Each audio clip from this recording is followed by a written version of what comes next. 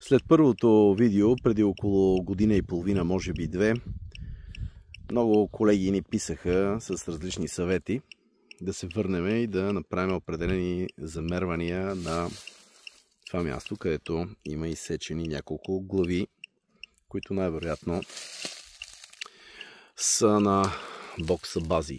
Ето ги очите, ето е устата, носа. Не знам дали го виждате от този ъгъл. Ето от тук може би го видите. Взехме техники. Това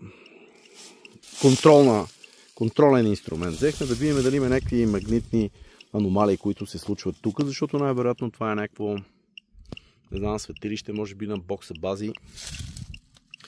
Но няма такива. Това са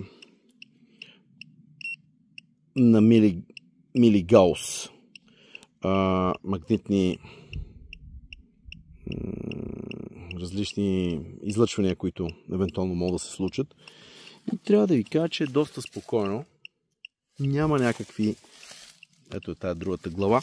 Интересно обаче беше, че след като се разчисти, още една глава има тук. Ето ги двете очи с носа, устата, брадата.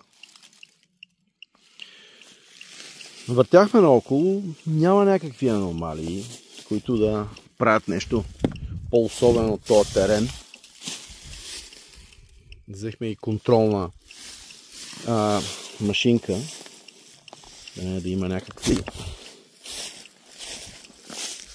Интересна истината, обикновени багети наистина се събират тук точно, но като някакви магнитни аномалии не се случват. Правя това видео точно за това, защото ни съветваха да видим дали на такова място. Не, това по-скоро е просто движението.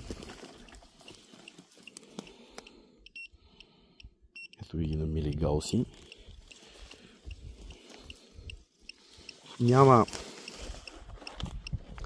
някакви характерни неща, които да направят това място особено от тази гледна точка. Иначе, точно тук, където е сянката ми,